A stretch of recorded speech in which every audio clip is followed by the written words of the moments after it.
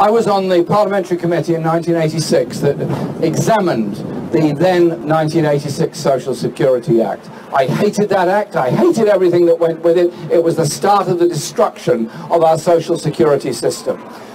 And obviously I voted against it. And it will be my pleasure and my pride to lead a Labour government that totally addresses social security from the point of view and the principle that a real society provides a real safety net for everybody. Therefore, I want to announce a number of things today to you. First of all, the Department of Work and Pensions staff are wonderful people. I worked with many of them, I know many of them, and I work very closely with the PCS union. Nothing I say about our social security system or poverty in Britain is a criticism of them. It's a criticism of the MP for this constituency and all those other Tories that forced through universal credit and a system that goes with it.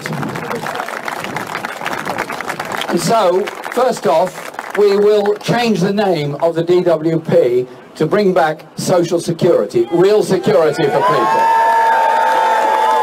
Now, changing a name, of course, doesn't do everything, but a policy strategy which starts from the principle of a real living wage of £10 an hour, starts from a principle of controlling housing costs and regulating the private rented sector, a principle that means everyone will be able to be better off and will have more security.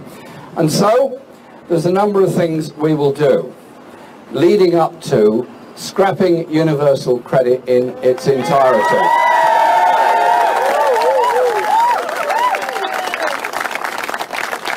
First of all, we will end the capability for work assessment tests that go on and are so brutal to people in their lives and have led tragically to some people taking their own lives and committing suicide because they cannot see any way forward. As a constituency MP, I sit with people going through the pain of being told they're capable for work when they're clearly not, losing benefit as a result and going into a terrible period of stress.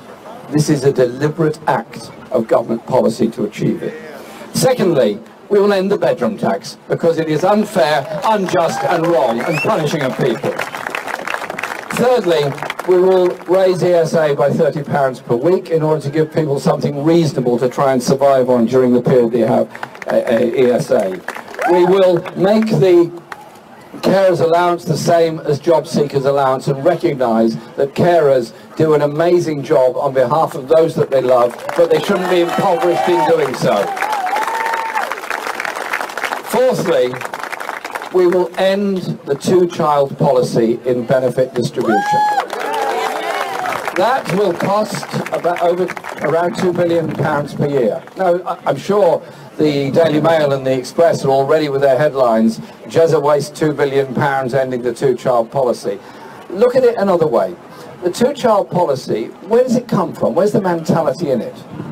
If you have a large family, do the third, fourth, fifth children, if it's a big family, have less value than numbers 1 and 2?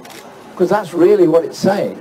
So that £2 billion it will cost is actually £2 billion that's been taken out of the living costs and the mouths of the children of larger families. To me, that is simply immoral, and it's got to go. We will end the two-child policy.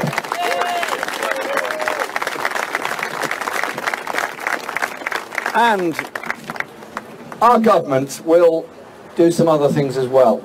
We will pay rent direct to landlords so that tenants don't get into a whole problem of trying to survive at the same time, get into housing debt and housing arrears.